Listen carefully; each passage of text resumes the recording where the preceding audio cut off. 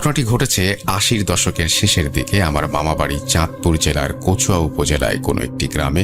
সঙ্গত কারণে আমি গ্রামের নামটি উল্লেখ করছি না। বলে রাখা ভালো যে আমি ছোটবেলা থেকেই আমার নানু বাড়িতে ছিলাম। আমার পড়াশোনা, আমার শৈশব, কৈশোর এবং বেড়ে ওঠা সবকিছু আমার নানুর আদর যত্নে আমি বড় হয়েছি। তাই নানুর প্রতি আমার অপরিসীম ভালোবাসা ছিল। নানুকে একা বাড়িতে রেখে আমি বেশি দিন অন্য কোথাও গিয়ে থাকতে পারতাম না। আমি সবেমাত্র অষ্টম কি নবম শ্রেণীতে পড়াশোনা করি। কোনো একটি ভেকেশনে আমি আমার ফ্যামিলির কাছে কিছুদিনের জন্য ঢাকায় বেড়াতে আসি। এখানে ১৩-১৪ দিন থাকার পর নানুর জন্য মনটা ছটফট শুরু করেছিল। বিধায় আমি ঢাকা থেকে রওনা দিয়ে নানুর বাড়ি চলে আসি। আমি বাসায় ঢুকে দেখি নানু আসরের নামাজ আদায় করতে দাঁড়িয়েছেন। যেই আমার ডাক শুনেছেন অমনি নানু হুড়মুড়িয়ে জায়নামাজ ছেড়ে আমার মুখে চেপে ধরল এবং বলল যে, ভাই, তুই কোনো কথা বলিস না, কোনো আওয়াজ করিস না। তুই এই সময়ে কেন আসলি? তুই যেভাবে এসেছিস ঠিক সেইভাবে চুপি চুপি ঢাকায় চলে যা। আমি জিজ্ঞেস করলাম, কেন, কি হয়েছে, আর আপনি এত অস্থির হচ্ছেন কেন? উনি বলল, বাড়ির অবস্থা খুব খারাপ। এলাকায় এক অশরীরী ডাইনি ঢুকেছে। যার উপরে নজর পড়ে তারই ডায়রিয়া কলেরা হয়, ২৪ ঘন্টার মধ্যে মারা যায় এবং মৃতদেহ খেয়ে ফেলে। এবং আরও শুনে রীতিমতো অবাক হলাম যে ৩ দিনের মধ্যে এই বাড়ির ছোট বড় সবাই মিলে ৪ জন মানুষ মারা গিয়েছে এবং পাশের পাড়াসহ মোট ১৪ জন মারা গেছেন। এবং এটি এক পাড়া থেকে অন্য পাড়াসহ পুরো গ্রাম ছড়াতে যাচ্ছে। আমার বুঝতে বাকি রইল না যে কেন বাড়ির সামনের রাস্তার দোকানপাট বন্ধ। মানুষের কোলাহল ও আড্ডা কোনোটাই নেই। পুরো এলাকাটা জুড়ে কেমন যেন গুমোট থমথমে ভাব, স্তব্ধ ফুতুরে পরিবেশ বিরাজ করছে। যাই হোক, নানু। আপনি কে? এভাবে আসলেন, আবার এখন হঠাৎ করে চলেও যেতে চাচ্ছেন? তো বলে যে, বাবা, তোমরা বিশাল একটা বিপদে পড়তে যাচ্ছিলা। তোমাদের এই নৌকায় পিশাচের ছায়া পড়েছিল এবং তারপর অসংখ্য পিশাচ তোমাদের এই নৌকায় আক্রমণ করেছিল, কিন্তু আল্লাহ রহম করেছেন, তারা কি তোমাদেরকে কিছুই করতে পারেনি। একটু আগে যখন তোমরা দেখছিলে যে নৌকা, ছোট ছোট মাছ ধরা নৌকাগুলো ভয় পেয়ে তোমাদের থেকে দূরে সরে চলে যাচ্ছিল, আসলে ওরা ওই পিশাচগুলোকে দেখতে পাচ্ছিল। এই কারণে ওরা ভয়ে নৌকা নিয়ে দূরে সরে চলে যাচ্ছিল। এখন ফজরের আজান হয়ে যাবে, আমার দায়িত্ব শেষ হয়ে গেছে, আর তোমাদের কোনো ভয় নাই, তোমরা এখন নিশ্চিন্তে চলে যেতে পারবা। এই কথা বলে ওই মুরব্বী পানির উপর লাফ দিয়ে পড়েন। এবং অদ্ভুত ব্যাপার, মমতাজউদ্দিন উনি দেখছিলেন যে উনি নদীর উপর দিয়ে হেঁটে হেঁটে আবার পাড়ে উঠে উনি হেঁটে হেঁটে মিলিয়ে গেলেন। ওই সময় যেহেতু ভোরের দিকে ছিল, ভোরের দিকে বেশ নৌকার অনেকেই একটু তন্দ্রাচ্ছন্ন ছিল, অনেকে ঘুমিয়েও পড়েছিল। এই জন্য অন্য কেউ, মমতাজউদ্দিন যে ওনার সাথে মুরব্বীর সাথে কথা বলেছে, সেটা কেউ দেখতে পায়নি। তো ওই মুরব্বী মমতাজউদ্দিনকে এই বিষয়টি বলেন এবং আরেকটি কথা বলেছিলেন, সেটা হচ্ছে যে তুমি যে সময়ে নৌকা নিয়ে দিকে আসছো, এই সময়টি মানে উপযুক্ত ছিল না। এই সময়ে একদল পিশাচ এদিক দিয়ে যাচ্ছিল, হঠাৎ করে তোমাদের দিকে তাদের নজর পড়ে এবং তারপরেই তোমাদেরকে আক্রমণের জন্য তারা চেষ্টা চালাচ্ছিল, কিন্তু আল্লাহর রহমতে আমার কারণে তারা সেটা পারেনি। তো এভাবে যখন ওই মুরব্বী চলে যান, অদ্ভুতভাবে চলে যান পানির উপর দিয়ে হেঁটে হেঁটে, তখন মমতাজউদ্দিন কাউকে আর এই ঘটনা বলেননি। তখন উনি স্বাভাবিকভাবে যখন নৌকা স্বাভাবিকভাবে সদরঘাট হয়ে আবার নবাবগঞ্জের দিকে চলে আসে, তারপরে বাড়িতে ফেরার পর সবার সঙ্গে এই ঘটনাটি শেয়ার করেন এবং সবাই আল্লাহ তাআলার দরবারে শুকরিয়া আদায় করেন যে আলহামদুলিল্লাহ, আল্লাহ তাআলা বিশাল একটি বিপদের হাত থেকে আমাদেরকে বাঁচিয়েছেন। তো এখনো কিন্তু মমতাজউদ্দিন জীবিত আছেন। আমার মনে হয় শুনতে আপনাদের অনেক বেশি ভালো লাগবে। আর একবার মনে করি দিয়ে এরকম দারুণ ঘটনা আপনিও পাঠাতে পারেন আমাদেরকে। আমাদের ইমেল অ্যাড্রেস হচ্ছে russell.booth.com@gmail.com, which is russell.booth.com@gmail.com। আর আমাদের ফেসবুক পেজ হচ্ছে www.facebook.com/russell.স্বাধীন। চলে যাচ্ছি ঘটনায়।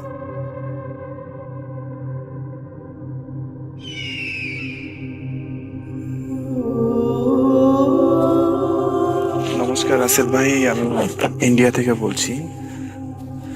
আমি একটা ছোট্ট ঘটনা শেয়ার করতে চাই, যদি ভালো লাগে আপনি শোনাবেন। আমি অনেক দিন ধরেই ঘুরতে ভেবে শুনি, লগভগ 8-9 বছর হয়ে গেছে।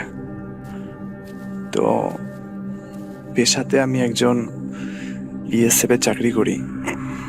আমার নাম নকুল। সাল 2017 অক্টোবরের 14 তারিখ ছিল। সেদিন আমি ইন্ডিয়া বাংলাদেশ বর্ডার, আমার ইন্ডিয়া সাইডে মিজোরাম বলে এক জায়গা আছে যেখানে বাংলাদেশের বর্ডার লাগে, সেখানে আমি ডিউটি করছিলাম। বর্ডারটা আমার এমন ছিল, সেখানে কোনো তারবন্দি ছিল না, তার কাটা ছিল না। একটা নদী গেছিল, নদীর ওই পার বাংলাদেশ ছিল, নদীর এই পার ইন্ডিয়া ছিল। তো আমরা নৌকাতে নদীর মাঝখানে ডিউটি করতাম। তো সেই রাতে আমি সেকেন্ড শিফটে ডিউটিতে ছিলাম। লগভগ 2-2:30টার সময় আমি ডিউটিতে তেনাত ছিলাম, ওখানে নৌকাতে বসে বসে ডিউটি করছি এবং বাংলাদেশের দিকে তাকিয়ে আছি। জ্যোৎস্না রাত ছিল। জ্যোৎস্না রাতে আমি বাংলাদেশের দিকে তাকিয়ে অবজারভেশন করছিলাম। তো এমন সময় দেখি নদীর ওই পাশ থেকে দুজন মানুষ কাঁধে একটা ঝোলা নিয়ে সে আস্তে আস্তে বাংলাদেশের সাইডের যে নৌকাগুলো আছে সেই নৌকার দিকতে চড়ে আসছে। কেন রাতের বেলা এত দূরে যাওয়া শুরু করলো? প্রতিকূলে যখনই যাওয়া শুরু করছে তখনই আমার সন্দেহ হচ্ছে নদীর স্রোতের বিপরীত সাইডে যখন নৌকাটা চলে তো প্রচুর পরিমাণে নৌকাটার বাধা পড়ে, বৈঠাটা বেশি জোরে বইতে হয় এবং নৌকাটা স্লোলি চলে, আস্তে আস্তে ধীরে ধীরে চলে। তো আমি ভালো করে অবজারভেশন করে দেখলাম নদীর অনুকূলে যেমনভাবে নদীর নৌকাটা চলছিল তার থেকে বেশি দ্বিগুণ স্পিডে প্রতিকূলে চলছিল। তো আমি কিছু বলিনি। এমন সময় আমি তাদেরকে জিজ্ঞাসা করি যে বারবার এখান দিয়ে যাওয়া আসা করছো কেন? তারা আমার প্রশ্নের কোনো উত্তর দেয়নি, শুধু এইটুকু বললো, আমার একটা গোঙানি আওয়াজ এইটুকু আসলো, যা করছিস কর, চুপচাপ থাক। তো আমি চুপচাপ ওখানে দেখে গেলাম। তো বললাম যে একজন মানুষ আমাকে এরকম থ্রেট দিল। তো নৌকার পিছনে আমি যখন যাওয়া শুরু করি তার পিছনে নৌকাটা আমি বইতে বইতে নৌকাটার পিছন করি, কিন্তু নৌকাটা আমি ধরার মতো ক্ষমতা আমার ছিল না, যে পরিমাণে নৌকাটা জোরে যাচ্ছিল।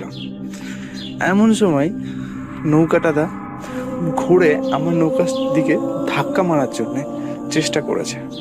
তো ধাক্কা মারতে গেলে নৌকাতে একটা ঝাঁকি লাগে, সেই ভয়ে আমি নৌকাটা ডান দিক থেকে বাদিকে, বাদিক থেকে ডান দিকে যাওয়ার চেষ্টা করছি, কিন্তু না, নৌকাটা কাছে আসার সাথে সাথে আমি কোনো কিছু ফিল করতে পারলাম না। নৌকাটার মধ্যে নৌকা চলে গেল না সাইড হয়ে গেল, আমি কিছু বুঝতে পারিনি। এক লাফে দুটো মানুষই আমার নৌকার উপরে উঠে দাঁড়ালো। নৌকা যখনই আমার নৌকার উপরে যখনই ওরা লাফিয়ে এসছে তো আমি সঙ্গে সঙ্গে টর্চ মেরেছি। টর্চ মারার সাথে সাথে আমার পূর্ব পশ্চিম উত্তর দক্ষিণ কোনো কিছু আমার মনে ছিল না। কঙ্কাল, জানি না কঙ্কাল ছিল কিনা, কঙ্কালের উপর দিয়ে যদি কোনো লোমহর্ষক কোনো জিনিস থাকে আর অনেকটা গরিলার মতো পুরোপুরিভাবে আমার উপরে ধেয়ে আসে। আর আমার যতটুকু মনে ছিল হাতে তাদের দুখানা বড় বড় মানুষের যে মাথার খুলি থাকে, খুলি টাইপের কিছু দিয়ে আমার উপরে আঘাত করার চেষ্টা করেছিল। আমি ওখান থেকে ভয়ে নৌকা থেকে লাফ মারার সাথে সাথে নদীর নৌকাটা এদিক থেকে ওদিক করতে করতে আমি কখন যে নদীর প্রতিকূলে চলে গেছিলাম আমি নিজে যাই মালামাল ট্রান্সফার করার জন্য গেল, কাজ শেষ করলো। কোনো একটা কারণে সে অফিসে ট্রান্সপোর্ট করে আসতে পারে নাই, তাকে তার ঢাকায় তার একটা বন্ধুর বাসায় যেতে হয়। বন্ধু নিমন্ত্রণ করে নিয়ে যায় ওনাকে। তো উনি অফিসের যে ট্রান্সপোর্ট সেই কার্গো পাঠিয়ে দেন, উনি আর ওটাতে করে আসেন না। তো পরবর্তীতে উনি ওনার বন্ধুর বাসায় যান এবং সেখানে রাত্রি যাপন করেন। কিন্তু রাত্রি যাপন যখন করেন তার পরের দিন উনি ঢাকার একটি বাস স্টেশনে যান চট্টগ্রামের উদ্দেশ্যে রওনা দেওয়ার জন্য, বাড়িতে আসার জন্য। কিন্তু উনি যখন যান তখন ওই মুহূর্তের জন্য কোনো গাড়ি ছিল না। যে গাড়িটা ছিল সেটা হচ্ছে 1 ঘন্টা পরে ছিল। তো মামা যথারীতি সেই সিট ফিল আপ করলো। এখন এতটা সময় কি করবে, তাই উনি কাউন্টারে বসেছিলেন। হঠাৎ করে উনি ফিল করলেন যে ওনার সেই যে তীব্র পেটে ব্যথা, সেটা উনি ফিল করতেছেন। অনেক বেশি রকমের পেটে ব্যথা, উনি অনেক চেষ্টা করে সেটাকে কমাইতে পারে নাই। আর ওই ঢাকায় এরকম কোনো মানে ওই বন্ধুটি ছাড়া এরকম কোনো আত্মীয় স্বজনও নাই যাকে ফোন করে মানে ইমিডিয়েট সাহায্য নিবে। বন্ধুকে কল করছে, বন্ধু অনেক ব্যস্ত ছিল। তো মামা বসেছিল, কোনো রকমে কষ্ট করে বসেছিল, কিন্তু ব্যথাটি এমন অবস্থা হয় যে উনি প্রায় সেন্সলেস অবস্থা হয়ে যান, মানে বেহুশি হয়ে যান, কিন্তু একটু একটু তার চেতনাটা ছিল। তো যখন উনি সেন্সলেস মতো অবস্থা হয়ে যান, তখন উনি ফিল করেন, উনি দেখতে পান যে একটি বৃদ্ধা মহিলা হাতলি তার কাছে আসেন, মানে মামার কাছে আসেন, এসে মামার পাশে বসেন, মামার মাথায় হাত বুলিয়ে দেন এবং মামাকে জিজ্ঞেস করেন যে বাবা তোমার কি অনেক কষ্ট হচ্ছে, মানে এই ধরনের কিছু কথাবার্তা বলতেছিল। বৃদ্ধার আঞ্চলিকতা বোঝাই যায়, বৃদ্ধা যে কোনো একটি জায়গার আঞ্চলিক ভাষায় কথা বলছিলেন উনি, মামা সেটা ফিল করেন, মামা সেটা বুঝতে পারেন। এখন মামা কোনো রকমের জবাব দেন যে হ্যাঁ অনেক বেশি কষ্ট হচ্ছে। পরক্ষণেই চিৎকার করে সবাই দাদুকে ঘিরে ধরে প্রায় মারতে ওঠে। ঠিক সেই সময় আমি ফিরছিলাম, দেখে সঙ্গে সঙ্গে ছুটে যাই ওদের বাধা দিতে। পরক্ষণে নানা অনুনয় বিনয় করার পর তারা থামলে জিজ্ঞেস করলে যা জানায় তা শুনে আতঙ্কে শিউরে উঠি। ওরা রীতিমতো দাদুর নামে ডায়েরিও করে। অনেক অনুরোধে দাদুর মানসিক অবস্থা ঠিক নেই বলে কোনো রকমে দাদুকে বাড়ি নিয়ে আসি। তারপর থেকে আপনার সন্ধান করছিলাম, কোনোভাবে আপনার সঙ্গে যোগাযোগ করে উঠতে পারছিলাম না। ফোন নাম্বারও নেই, আপনি সোশ্যাল মিডিয়াতেও থাকেন না, চেম্বারও করেন না। এখন আপনি শেষ ভরসা, কিছুটা করুন স্যার। বাবা চলে যাবার পর মা ও দাদু এখন আমার জীবনের সব। আপনি তো একাধারে সাইকিয়াট্রিস্ট, অন্যধারে প্যারানর্মাল এক্সপার্ট। সাব্বিরজি চুপ করে বসেছিলেন। সুরেশের কথাগুলো শুনলেও ধ্যান তার অন্য জায়গায় ছিল। খানিক বাদে উঠে পড়েন এবং সুরেশকে বলেন যে আজ তার একটা বিশেষ জরুরি অ্যাপয়েন্টমেন্ট আছে, সোমবারের দিন উনি আবার আসবেন। গাড়ির পাংচার ততক্ষণে ঠিক হয়ে গেছে। গাড়িতে উঠবেন এমন সময় লক্ষ্য করেন আশ্চর্যজনকভাবে ভেতরের পাশের সিটে বসে আছে একটি মধ্যবয়স্কা নারী। কালো শাড়ি ও হিজাব পরিহিত সেই নারী তার দিকে চিন্তাগ্রস্ত দৃষ্টিতে তাকিয়ে আছেন। সাব্বিরজি মুহূর্তের জন্য একটু বিভ্রান্ত হলেও চুপচাপ গিয়ে গাড়িতে বসলেন। কিন্তু তিনি হঠাৎ এই সময় আচমকা এখানে গাড়িটা স্টার্ট দেওয়ার আগে সাব্বিরজি কিছু বলতে যাবেন, তার আগেই অলৌকিকভাবে তার মনের ভাব বুঝে নারী মূর্তিটি গম্ভীর স্বরে বলে উঠল, এখন না সাব্বির, এই মুহূর্তে যেখানে যাচ্ছ ওটাই সবচেয়ে বেশি জরুরি।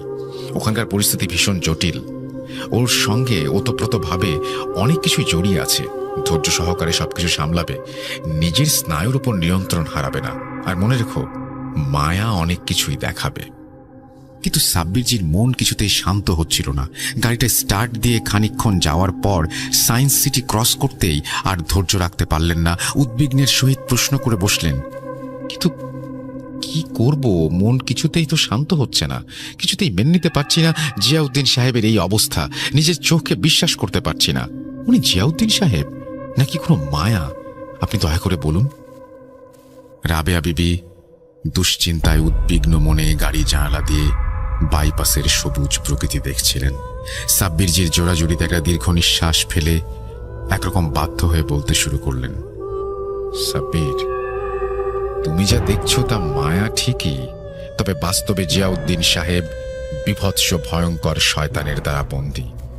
আমি এখনো পর্যন্ত বুঝতে পারছি না পিশাচটা ঠিক কি চাইছে এবং কেনই বা সে জিয়াউদ্দিন সাহেবকে বন্দী করেছে। তবে এটুকু আন্দাজ করতে পারছি, ঠিকানা মতো বাড়িটার সামনে আসতেই কেমন যেন রাবেয়া বিবি আতঙ্কে শিউরে উঠলেন। পরক্ষণেই বললেন, আমি এই মুহূর্তে এই বাড়িতে প্রবেশ করতে পারবো না। ওখানে যে আছে ভয়ঙ্কর একটি জীব। তুমি সূরা ফাতিহার কয়েকটি আয়াত পড়তে পড়তে ভেতরে প্রবেশ করো। মনে রেখো, অনেক কিছু অনুভব করবে, কিন্তু ধৈর্যের ওপর নিয়ন্ত্রণ হারাবে না। এই বলে তিনি গাড়িতেই বসে রইলেন।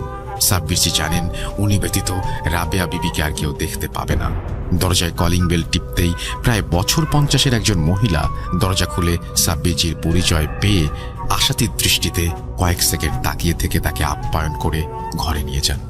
ঘরের ভেতর ঢুকতেই কয়েক মুহূর্তের জন্য এক পরিচিত মাংস পচা ভ্যাপসা পোড়া দুর্গন্ধটা তার নাকে এলো। সাব্বিরজি দোয়া পড়ে কয়েক ফোঁটা আবে জমজমের পানি এদিক ওদিক ছিটিয়ে দিতে গন্ধটা পুনরায় মিলিয়ে যায়। এরপর সাব্বিরজি রোজিনাজির কাছে ঠিক কি সমস্যা জানতে চাইলে উনি জানান, আমার হাজব্যান্ড শেখ জুবেইল শাহ আজ মাসখানেক হলো অস্বাভাবিক আচরণ করছেন। আমাদের রানাঘাটের পাশাপাশি বহরমপুরেও কাপড়ের ব্যবসা আছে। ইনি ব্যবসার কাজে প্রায় বহরমপুরে যান। মাসখানেক আগে সেখান থেকে ফেরার পর প্রথম এই অস্বাভাবিকতা লক্ষ্য করি। একদিন দেখি উনি বীভৎস কুৎসিত রকমের কিছু বাচ্চার পুতুল নিয়ে এসে আমার ঘর সাজিয়ে রাখছেন। আমি ভয়ে বিস্ময়ে বাধা দিতে গেলে উনি বীভৎস কর্কশ কণ্ঠে চিৎকার করে ওঠেন। আমি আতঙ্কে শিউরে উঠি। ছেলে তার বউ বাচ্চা নিয়ে বিদেশে থাকে, আর মেয়েও বিয়ে হয়ে গেছে শ্বশুর বাড়ি নিয়ে নবদ্বীপে। কাজের মাসি রান্না বান্না ও বাকি কাজ সেরে সন্ধ্যায় চলে যায়। ফলে সন্ধ্যার পর থেকে দোতলায় আমি আর আমার হাজবেন্ড ছাড়া আর কেউ থাকে না। কিছু বুঝে ওঠার আগেই উনি আবার স্বাভাবিক অবস্থায় ফিরে এসে আমাকে বলেন যে এবার থেকে উনি একাই ওই ঘরে ঘুমাবেন এবং আমাকে অন্য ঘরে ঘুমাতে বলেন। আমি ভয়ে ভয়ে সায় দেই এবং কিছু বলে উঠতে পারি না। তারপর প্রায় প্রতি রাতে বীভৎস চিৎকারের শব্দ শুনতে পেতাম ওই ঘর থেকে। সকালে ওনার ঘর সাফ করতে গিয়ে যা দেখতাম আতকে উঠতাম। সমস্ত ঘরটা লন্ডভন্ড হয়ে থাকতো। ওরকম অস্বাভাবিক উদ্ভট বাচ্চাদের পুতুলগুলো এদিকে ওদিকে ছড়িয়ে ছিটিয়ে থাকতো। আর চোখে দেখতাম উনি কঠোর দৃষ্টিতে আমার দিকে তাকিয়ে আছেন। ঠোঁটের কোণায় পৈশাচিক হাসির ঝলক ভেসে উঠত। যেটুকু সময় বাড়িতে থাকতেন ততক্ষণই সারাক্ষণই নিজেকে ঘরের মধ্যে বন্দি করে রাখতেন। মাঝে মাঝে বহরমপুর যেতেন ব্যবসার কাজে, আর ফেরার সময় সেই কিম্ভূত কিমাকার মার্কা বীভৎস পুতুলগুলো নিয়ে আসতেন। এই পৈশাচিকতা চরমে ওঠে দিন কয়েক আগে।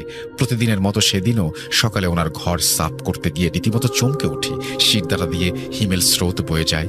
দেখি প্রতিদিনের মতো পুতুলগুলো এদিক ওদিক ছড়িয়ে ছিটিয়ে আছে, কিন্তু আশ্চর্যজনকভাবে সেগুলো ছেঁড়া ফাটা অবস্থায় পড়ে আছে এবং প্রত্যেকটি পুতুলের শরীর থেকে তাজা রক্ত চুইয়ে চুইয়ে পড়ে সমগ্র মেঝেটাকে লাল চ্যাটচ্যাটে করে তুলেছে। ওই দৃশ্য আর সহ্য করতে পারছিলাম না। আতঙ্কে চিৎকার দিয়ে জ্ঞান হারাই। জ্ঞান ফিরতে দেখি আমি আমার ঘরের বিছানায় শুয়ে আছি। ডাক্তারবাবু পাশে বসে আছেন, উনিও পাশে দাঁড়িয়েছিলেন। কঠোর দৃষ্টিতে আমার দিকে কটমট করে তাকাচ্ছেন। সমস্ত ঘটনা শোনার পর উনি রীতিমতো অস্বীকার করেন এবং ওনার ঘরে গিয়ে দেখি কোনো পুতুল এদিক ওদিক ছড়িয়ে ছিটিয়ে নেই, কোনো রক্তের ছিটে ফোঁটা নেই। এই বলে রোজিনাজি থেমে বিভ্রান্ত অবস্থায় পাশে রাখা বটল থেকে কয়েক ঢোক জল খেলেন। সাব্বিরজি মনোযোগ দিয়ে সমস্ত কথা শুনছিলেন। রোজিনাজিকে একটু ধাতস্থ হতে বলে এবার জুবেল সাহেবের ঘরের দিকে যেতে চাইলেন। ঠিক তখনই আচমকা একটি মাছখাই কণ্ঠস্বর পাশের ঘর থেকে ভেসে আসলো, আসুন, ভেতরে আসুন। সেই হাড় হিম করা ডাকে রোজিনাজি রীতিমতো আঁতকে উঠে কাঁপতে থাকেন। সাব্বিরজির চোয়াল শক্ত হয়ে আসে। দৃঢ় স্বরে প্রত্যুত্তরে তিনি জানান, আসছেন। সোফা ছেড়ে উঠে এক পা এগোবেন, তার আগে আচমকা হাট হয়ে দরজাটা খুলে যায়। সঙ্গে সঙ্গে সেই পরিচিত মাংস পচা ভ্যাপসা পোড়া দুর্গন্ধটা বেরিয়ে আসে ঘর থেকে। সাব্বিরজি এবার সূরা কাহাফের কয়েকটি লাইন, কয়েকটি আয়াত পড়ে ফু দিয়ে তসবিটি হাতে জড়িয়ে ধরে ঘরটির দিকে এগোলেন। ঘরে ঢুকতেই শটান দরজাটা আপনা আপনি বন্ধ হয়ে যায়। পরক্ষণেই অদৃশ্য অলৌকিকভাবে এক পৈশাচিক নারী পুরুষ মিশ্রিত কণ্ঠস্বর অট্ট হাসিতে সমগ্র ঘরটা কাঁপিয়ে তোলে। মুহূর্তের জন্য পাথরের মতো জমে যান সাব্বিরজি। নিজেকে সংযম করে ধীর অথচ দৃঢ় স্বরে বলে উঠলেন, ভয় যে আমি পাই না তা আপনি ভালো করেই বুঝে গেছেন আশা করি। এখন ভনিতা না করে সামনে আসুন। কয়েক মুহূর্তের নিথর নিস্তব্ধতা। সাব্বিরজি খেয়াল করলেন বাচ্চা পুতুলগুলো সত্যিই বীভৎস কুৎসিত মার্কা। সমগ্র ঘরটায় গায়ে কাটা দেওয়ার মতো রোমহর্ষক পরিবেশ বিরাজমান। তার মাঝেই একটি পুতুলের দিকে নজর যেতে আতঙ্কে বুকের ধরফরানিটা কয়েক গুণ বেড়ে যায়। ইমেল স্রোত বয়ে যায়। এটা কি করে সম্ভব? পুতুলটা অবিকল আজ সকালের সেই বীভৎস পচা গলা বাচ্চা শিশুর মতোই, যেটি বীভৎস পৈশাচিকভাবে তার পা চাটছিল। কি করবেন কিছুই বুঝে উঠতে পারছিলেন না। এমন সময় আবারও সেই গম্ভীর রূঢ় কণ্ঠস্বর কেঁপে উঠল ঘরটা। ঘরের ভেতর আরেকটি দরজা ছিল, সেটি খুলে 6 ফুটের এক দীর্ঘকায় লম্বা 60 বছর বয়স্ক একজন ব্যক্তি বেরিয়ে এলেন। কটাক্ষের হাসি হাসতে হাসতে বলে উঠলেন, ভালো আছেন সাব্বিরজি? কি ব্যাপার এখানে? রসিনা বুঝিয়ে আপনাকে ডেকেছে? তো কি বুঝলেন? কেমন লাগছে আমার রুমের এই সুন্দর সুন্দর পুতুলগুলো দেখে? ভয় টয় পাচ্ছেন না তো? ওই যে ওই কোনায় পুতুলটা দেখছেন, চিনতে পারছেন? পাচ্ছেন না? আরে ওটাই তো সকালে জীবন্ত হয়ে আপনার পা চাটছিল। কি ভাবছেন? কি করে এটা সম্ভব? আপনি যাদেরকে তাড়াতেই চর্চা করেন, আমি তাদের সাথেই ঘর করি। এখন এখানে মেলা সময় নষ্ট না করে আপনি বরং আপনার সেই কাছের মানুষটিকেও, সরি সেই ইমাম গোছের জিনটিকে বাঁচানোর চেষ্টা করুন। এখন যান যান যান, আমাকে আর বিরক্ত করবেন না। সাব্বির যে আতঙ্কিত অবস্থায় সমস্ত কথা শুনছিলেন। আজ সব কি হচ্ছে তার সাথে, কি যে করবেন কিছুই বুঝে উঠতে পারছিলেন না। আজ সকাল থেকে একটার পর একটা অস্বাভাবিক ধাক্কা সহ্য করে যাচ্ছিলেন। এটা কি করে সম্ভব? এই মানুষটা কি করে জানলো আজ সকালে তার সাথে কি বিভৎস রোমহর্ষক ঘটনা ঘটে গেছে? আর ইনি জিয়াউদ্দিন সাহেবকেই বা কি করে চিনলেন? মাথায় কিছুই ঢুকছে না। মস্তিষ্কের শিরা উপশিরাগুলো প্রবল রক্তের চাপে ছিঁড়ে যাওয়ার উপক্রম। কিছু বলতে যাবেন তার আগেই জুবেল সাহেব বলে উঠলেন, হয়েছে, শুনতে পাচ্ছেন? ও আসছে, আদমখোর আসছে। ওর বড় খিদে। আজকাল আশেপাশে খুব একটা বাচ্চা শিশু খুঁজে পায় না, তাই দোকান থেকে তাজা গোস্ত এনে এই পুতুলগুলোর মাঝে ভরে দেই, আর ওটা এসে চিড়ে চিড়ে খায়।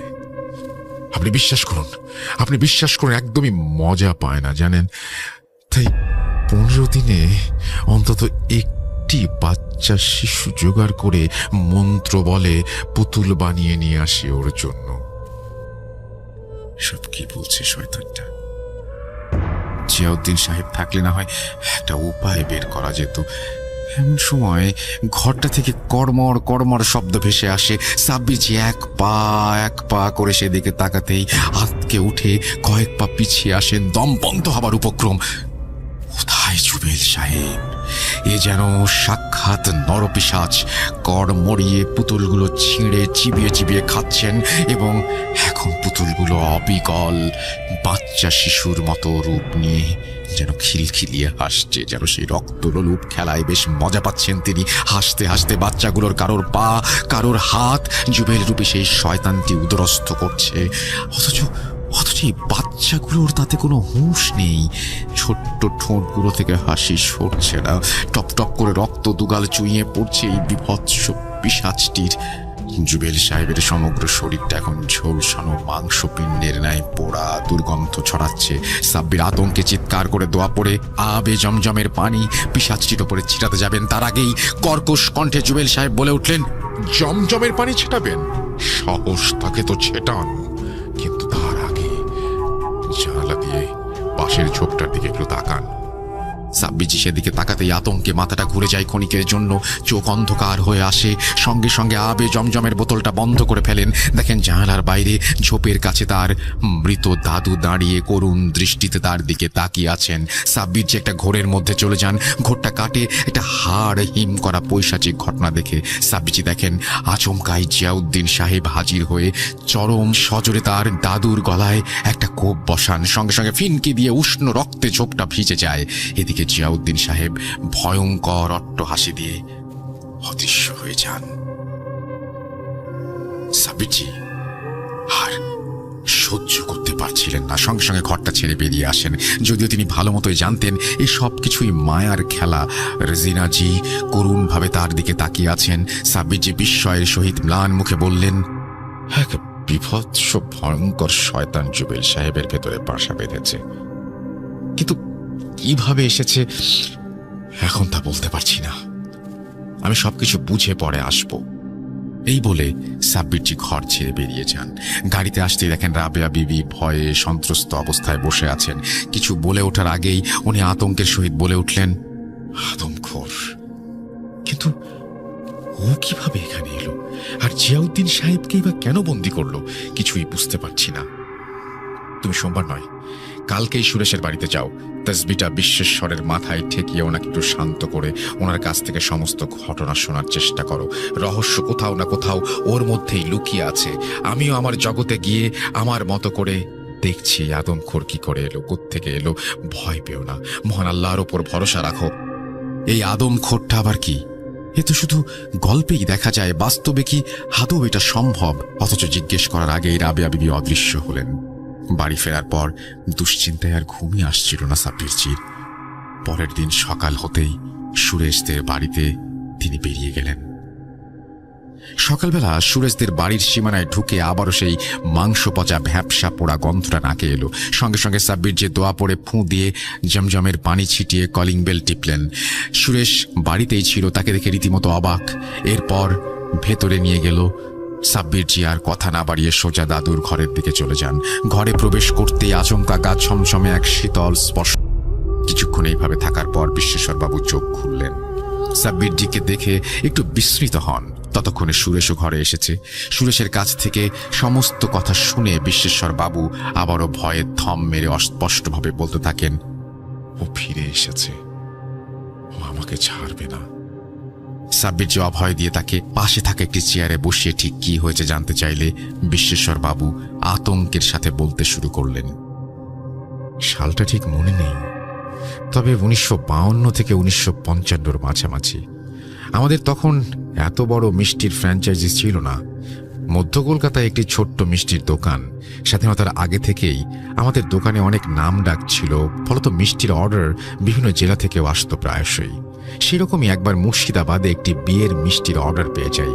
গ্রামটি সম্ভবত লালকুঠি বা অন্য কোনো গ্রাম হবে, এখন মনে পড়ছে না।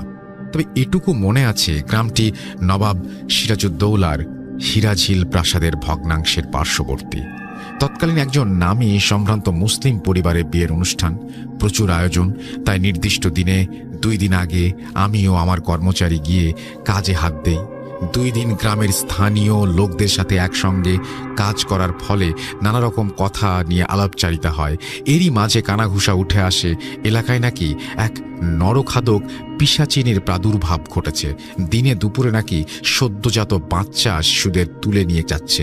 আমি রীতিমতো একগাল হেসে ব্যাপারটা উড়িয়ে দিই। হাজার হোক আমরা কলকাতার মানুষ, ভূত প্রেতে বিশ্বাস করব? তাও কি হয়? আমার বয়স 22 কি 23 হবে। সুরেশের মতো এরকম হাট্টাগাট্টা গরম রক্তের যুবক জলজান্ত বাঘ এলেও এক হাত লড়ে নেয়ার ক্ষমতা রাখি। এ আবার কোন অশরীরী? ব্যাপারটা হেসে উড়িয়ে দেই, কাজে মন দেই। নির্দিষ্ট দিনে বিশাল মেহফিলের আয়োজন হয়। হাজারো অতিথি এসেছে। রাজকীয়ভাবে খাওয়া দাওয়া চলছে, হই হুল্লোড় চলছে। আমরা 3 জনের অন্য ধর্মের হওয়ায় কাজ গোছানোর পর বাড়ির কর্তার আদেশ অনুযায়ী পরিচারকের তত্ত্বাবধানে আলাদা করে খাওয়া দাওয়া সেরে পাওনা গণ্ডা বুঝে নেয়ার পরে সবে আন্দাজ আধ ঘন্টার মতো মাহফিলে এসে বসেছি। এমন সময় গেটের পাশে হই হট্টগোল শোনা যায়। মাহফিল বন্ধ হয়ে যায়। সেখানে উপস্থিত আমরা সবাই বিস্তৃত ভগ্নাংশের কাছে পৌঁছানোর পর ইমাম সাহেব আবারও অদৃশ্য কারো সাথে কথা বলেন। এরপর ওই নির্দিষ্ট কবরস্থানে মাঝ বরাবর একটা কোণায় গর্ত করতে বললেন। আমরা আদেশ মতো টর্চের আলো ঝোপঝাড়ে পরিষ্কার করে গর্ত খুঁড়তে যাব। এমন সময় হঠাৎই পাশের জঙ্গলে তুমুল ঝড় ওঠে। সেই সঙ্গে হাড় কাঁপানো অস্বাভাবিক চিৎকার ভেসে আসে। সেই প্রথম ভয় জিনিসটাকে অনুভব করেছিলাম। শীতের রাত্রি, ভাগীরথীর পাড়ে শীতল হাওয়াতে শরীর ঘামে ভিজে চপচপে হয়ে উঠেছে। আতঙ্কে কাঁপতে কাঁপতে সেদিকে আলো ফেলে এক ঝলক যা দেখি তা দেখে একেবারেই উদাস হয়ে যাই। মুখ দিয়ে কথা বেরোচ্ছিল না। দেখি একটি বিভৎস আধপোড়া শরীরের অধিকাংশ মাংস নেই, পচাগলা ভয়ঙ্কর নারী মূর্তি জ্বলন্ত চোখে তাকিয়ে আছে। ভয় কাঠ হয়ে যায়। এদিকে কিছুটা দূরে ইমাম সাহেব রীতিমতো গর্জে ওঠেন, মূর্খের দল, মরার শখ হয়েছে, তাড়াতাড়ি আলো নেভাও। এরপর কোনো রকমে গর্তটা খুঁড়ে আমরা ইমাম সাহেবকে হাঁক দেই। পরক্ষণে তার আদেশ অনুযায়ী গরুর কাটা মাথাটা ওই গর্তে ফেলে সাইডে কিছুটা দূরে দাঁড়াই। এরপর ইমাম সাহেব অচেনা ভাষায় কিছু পাঠ করতে লাগলেন। খানিক বাদে শুকনো পাতায় মচমচ শব্দ, চলার শব্দ চমকে উঠে আমরা সেই নিকষ কালো অন্ধকারেও আন্দাজ করতে পারি একটি ছায়ামূর্তি গোঙাতে গোঙাতে হামাগুড়ি দিয়ে এগিয়ে আসছে। কয়েক মুহূর্ত পর গর্তের ভেতর থেকে কর্মর কর্মর হাড় চিবানোর শব্দ ভেসে আসে। সঙ্গে সঙ্গে ইমাম সাহেব চিৎকার করে বললেন, তাড়াতাড়ি তেলটা গর্তে ঠেলে দাও এবং দূরে সরে যাও। পরক্ষণে দেখলাম হঠাৎই আকাশ থেকে একটি আগুনের পিণ্ড উড়তে উড়তে এসে সেই গর্তের মধ্যে ঢুকলো এবং সঙ্গে সঙ্গে বিভৎস পৈশাচিক আর্তনাদ শুনতে পেলাম গর্ত থেকে। শরীরের শিরা উপশিরা আতঙ্কে টান টান হয়ে উঠেছিল। এরপর ইমাম সাহেবের নির্দেশে তাড়াতাড়ি মাটি দিয়ে গর্তটা বন্ধ করে দেই। সমস্ত কাজ মিটিয়ে যতক্ষণে আমরা গ্রামের দিকে এগোলাম ততক্ষণে বাঁশ জঙ্গলের ছায়ার মাঝে পূবের আকাশ হালকা আলোক রেখায় উকি দিচ্ছে। ইমাম সাহেব গ্রামে ফিরে সবাইকে জানান, আর সেই নরখাদক আদমখোর কারো অনিষ্ট করতে পারবে না। এরপর সেই রাত্রির বিভৎস অভিজ্ঞতা বুকে করে কলকাতা ফিরি। এত বছর বাদে হঠাৎই মাসখানেক আগে সন্ধ্যাবেলা বাড়ি ফেরার সময় আবারও সেই মাংস পচা ভ্যাপসা দুর্গন্ধটা নাকে আসে। সঙ্গে সঙ্গে আঁতকে উঠি। বুকের ভেতর পুরনো ভয়টা আবারও মাথা চালা দেয়। পেছন ফিরে ল্যাম্প পোস্টের দপদপ আস্ত ভুলেও পেছন ফিরে তাকাবে না, আমার চিৎকার শুনলেও না, মহান আল্লাহ তাআলার উপর ভরসা হারাবে না। রাবেয়া বিবির কথা মতো ভিজে ভিজে লতাপাতার ছোপে সাবধানে এক পা করে গুনে গুনে 30 বার মতো হেঁটে গেছেন তিনি। এর সময় বিকট একটা গর্জন ভেসে আসলো পেছন থেকে। সাব্বিরজি পেছন ফিরে তাকাতে গিয়েও পারলেন না, রাবেয়া বিবির মানা আছে। এরপর পেছন থেকে ভেসে আসে ভীষণ হুটোপুটি ধস্তাধস্তির শব্দ, সেই সঙ্গে পৈশাচিক চিৎকার, অট্টহাসি, রাবেয়া বিবির আর্তনাদ। সে এক রোমহর্ষক ভয়ঙ্কর পরিস্থিতি। দুটি অপ্রাকৃতিক শক্তির সুমোহ যুদ্ধে চারপাশ বাঁশঝাড়গুলো উথাল পাথাল অবস্থা। সাব্বিরজির মনটা রাবেয়া বিবির জন্য ব্যাকুল হয়ে উঠল। পেছনে ঘুরবেন তার আগেই দূর থেকে প্রায় বাঁশঝাড়ের ওপর থেকে রাবেয়া বিবি রুদ্ধশ্বাস ক্ষীণ কণ্ঠ ভেসে উঠল, সাব্বির থামবে না, তাড়াতাড়ি এগিয়ে যাও, আমি বেশিক্ষণ এই শয়তানটাকে আটকে রাখতে পারবো না। কথাটা আর শেষ করতে পারলেন না। ভয়ঙ্কর বিভৎস পৈশাচিক হাসিতে তার কণ্ঠটা রোধ হয়ে গেল। সাব্বিরজি 50 পা গিয়ে পশ্চিমে তাকিয়ে সূরা ইখলাস 20 বার পড়ার পর লক্ষ্য করলেন হঠাৎই একটা প্রায় গোলাকার বাঁশঝাড়ের মাঝে একটি হালকা নীল আলো জ্বলে উঠল। রাত্রির নিকষ কালো অন্ধকারে সেই ঝড় জলের মধ্যেও সেই আলোর ছটা মুহূর্তের জন্য যেন স্নিগ্ধতায় ভরিয়ে দিল। এদিকে আচমকায় অনুভব করলেন অজস্র শিশু হাত পা জড়িয়ে ধরছে তার। বহু চেষ্টা করে এগোতে পারছেন না সাব্বিরজি। সেই শিশুরূপে পিশাচগুলোর মধ্যে দু একটা কামড়ও বসাচ্ছে সাব্বিরজির পায়ে। সাব্বিরজি সে অসহনীয় যন্ত্রণা আর সহ্য করতে না পেরে মহান আল্লাহ রাব্বুল আলামিনের নাম নিয়ে সজোরে সেগুলোকে লাথি দিয়ে সরিয়ে কোনো রকমে সেই নীলাভ বোতলটি হাতে নিয়ে দোয়া পড়ে ঢাকনাটা খুলতে যাবেন, তার আগে বিভৎস মাংস পচা গন্ধে ভরে গেল চারপাশটা। অভয়টি বিভৎস চিৎকারে বেশ কয়েকটি বাঁশঝাড় সজোরে সাব্বিরজির ওপর নুইয়ে দিল। সাব্বিরজি আতঙ্কে চিৎকার দিয়ে চোখ বন্ধ করেন। বোতলটা ছিটকে পড়ে যায় মাটিতে, আর সঙ্গে সঙ্গে আশ্চর্যজনকভাবে বাঁশগুলো সাব্বিরজির থেকে হাতখানেক দূরে আটকে যায়। সাব্বিরজি আকস্মিক নিস্তব্ধতায় চমকে গিয়ে চোখ খুলে দেখেন উজ্জ্বল নক্ষত্রের মতো শুভ্র পাঞ্জাবি পরিহিত কেউ তার অলৌকিক ক্ষমতার দ্বারা বাঁশগুলোকে আটকে দিয়েছেন। সাব্বিরজি বিস্ময়ে উত্তেজনায় আনন্দের সহিত বলে উঠলেন, জিয়াউদ্দিন সাহেব। পরক্ষণেই হাতের দিকে লক্ষ্য করে দেখলেন বোতলের খালি ঢাকনাটা বোতল ছিটকে যাওয়ার সময় তার হাতেই রয়ে গেছে। ঘোরটা কাটল জিয়াউদ্দিন সাহেবের দৃঢ় বাঁচখাই ধমকে, সাব্বির, তাড়াতাড়ি গাড়ি থেকে আবে জমজমের বোতল ও তোমার গাড়িতে থাকা অতিরিক্ত পেট্রোল ডাব্বাটা নিয়ে এসো, আমি একে বেশিক্ষণ আটকে রাখতে পারবো না। এরপর রাবেয়া বিবিকে ডাক দেন। ক্ষণিক বাদে সাব্বিরজি সব নিয়ে এলে জিয়াউদ্দিন সাহেবের নির্দেশে আবে জমজমের পানি ছিটিয়ে গোল করে বাঁশঝাড়ের চারপাশে গণ্ডি কাটলেন। তারপর রাবেয়া বিবির ক্ষমতা বলে এক নিমিষে শূন্যে ভেসে পেট্রোলের ডাব্বাটি নিয়ে ঝাড়টার উপর ছিটিয়ে দিলেন। এরপর অলৌকিক ক্ষমতা বলে জিয়াউদ্দিন সাহেব উচ্চ কণ্ঠে বেশ কিছু সূরা পড়তে পড়তে অদৃশ্যে শূন্য থাকা আকাশের দিকে তাকাতে তাকাতে উল্কা পিণ্ডের ন্যায় একটি আগুনের গোলা উড়ে এসে বাঁশঝাড়টির ওপর পড়ে। সঙ্গে সঙ্গে অলৌকিকভাবে দাউ দাউ করে জ্বলে ওঠে আগুন। আকাশচুম্বী অগ্নিশিখায় সমগ্র এলাকাটি আলোকিত হয়ে ওঠে। সেই সঙ্গে ভয়ঙ্কর হাড় কাঁপানো আর্তনাদ ধীরে ধীরে ক্ষীণ হয়ে সেই আগুনে নিমজ্জিত হয়। বৃষ্টিটা ততক্ষণে থেমেছে। এখন হেডলাইটের আলোয় শীর্ণকায় বাঁশঝাড়টির ছাই ভস্যের স্তূপ বিভৎস ভয়ঙ্কর দেখাচ্ছিল। জিয়াউদ্দিন সাহেব বললেন যে ভোর হবার আগেই এলাকা ছেড়ে চলে যাওয়া উচিত, নইলে আশেপাশের গ্রামের মানুষের নানা প্রশ্নের সম্মুখীন হতে পারে। রাবেয়া বিবি যেভাবে কিছুক্ষণের জন্য সেই নরখাদককে আটকে রেখেছিলেন, জিয়াউদ্দিন সাহেব তার প্রশংসা না করে থাকতে পারলেন না, এবং সাব্বিরজি সহ রাবেয়া বিবিকে তাকে মুক্ত করার জন্য ধন্যবাদ জানিয়ে সৌজন্যমূলক কথোপকথনের পর আবার যতক্ষণে বহরমপুর আমরা পৌঁছালাম ততক্ষণে পূবের লাল আভা ধীরে ধীরে পরিষ্কার হচ্ছে। জিয়াউদ্দিন সাহেবকে অনেক প্রশ্ন করার পর সাব্বিরজি একে একে সব প্রশ্নগুলো করতে যাবেন, তার আগেই ফোনটা বেজে ওঠে। জিয়াউদ্দিন সাহেব বললেন, এখন না সাব্বির, আগে বাড়িতে পৌঁছে ফজরের নামাজ আদায় করো, তারপর ধীরে সুস্থে সবকিছু বলবো। এখন ফোনটা ধরো। কে করেছে ফোনটি? রেজিনাজি কাঁদতে কাঁদতে বললেন, কাল আপনি চলে যাবার পর থেকে উনি আর ঘর থেকে বেরোননি, রাতে খাবারও খাননি। মাঝরাতে হঠাৎই বিকট দুর্গন্ধযুক্ত ধোঁয়ায় আমাদের ঘুমটা ভেঙে যায়। এরপর কোনো রকমে ধোঁয়ার উৎস খুঁজতে গিয়ে দেখি ওনার ঘরের দরজার নিচ থেকে ভস ভস করে কালো ধোঁয়া আগুনের ফুলকি বের হচ্ছে। আমি আতঙ্কে শিউরে উঠি, চিৎকার দিয়ে কাউকে জোগাড় করতে পারিনি। শেষে সেই বিভৎসতা আর সহ্য করতে না পেরে জ্ঞান হারিয়ে যায়। সকালে জ্ঞান ফিরতে দেখি সব শেষ। ঘরের ভেতরে শুধু ছাই আর ছাই, জুবেল সাহেবের কোনো অস্তিত্বই ছিল না।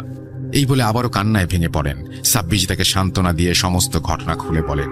শেষে এটুকুই বলেন যে জুবেল সাহেব তার কৃতকর্মের ফল ভোগ করেছেন। এরপর ফোনটা রেখে দেন। একটা দীর্ঘশ্বাস ফেলে জিয়াউদ্দিন সাহেব বলেন, এটা হওয়ারই ছিল। শয়তান ইবলিশের যারা উপাসক হয় তাদের অন্তিম পরিণতি ঠিক এমনটাই হয়। এক শয়তান আর এক শয়তানকে পুড়িয়ে মেরেছে। ফিরে এসে নামাজ আদায় করে গতরাতের বিভীষিকাময় অভিজ্ঞতার ক্লান্তি এড়াতে একটু আরাম করেন সাব্বিরজি। বিকেলে সুরেশের সাথে ফোনে কথা হয়। সুরেশ জানায় ওর দাদু বিশ্বেশ্বর বাবু এখন সম্পূর্ণ সুস্থ। সকাল থেকে রীতিমতো ব্যবসার ব্যাপারে তদারকি শুরু করেছেন। এরপর আরও কিছু কথোপকথনের পর ফোন রাখেন। ব্যালকনিতে বসে সুরেশের পাঠানো বিখ্যাত পাল সুইটসের কড়া পাকের সন্দেশ খেতে খেতে রাবেয়া বিবি ও সাব্বিরজি অধীর আগ্রহে অপেক্ষা করছিলেন কখন জিয়াউদ্দিন সাহেব তার সাথে ঘটে যাওয়া এই বিভৎস ঘটনার তথ্য জানাবেন। কি করেই বা উনি এই শয়তানের হাতে বন্দী হলেন?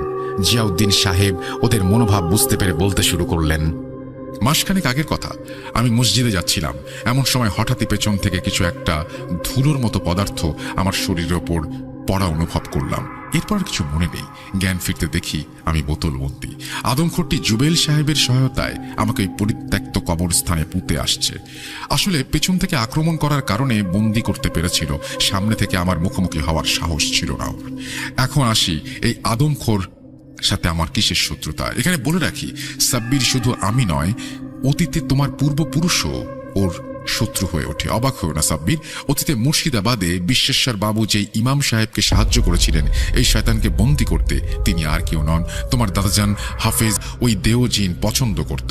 ওই দেওজিনই একদিন সুযোগ বুঝে তার শরীরে প্রবেশ করে। এরপর মেয়েটির অকাল মৃত্যুতে প্রতিহিংসায় ফেটে পড়ে দেওজিন ও মেয়েটির কারিনজিন। তাই তারা সম্মিলিত হয়ে এই বিভৎস আদমখোর সৃষ্টি করেছিল। এর প্রতিশোধ নিতে পুনরায় ভয়ঙ্কর রূপে ফিরে আসে এই গ্রামে। এরপর বাকিটা তোমার জানা। এই বলে জিয়াউদ্দিন সাহেব থামলেন। খানিকক্ষণ তিনজনে চুপ থেকে আবারও মিষ্টি খেতে লাগলেন। খানিক বাদে ফোনটা বেজে উঠল।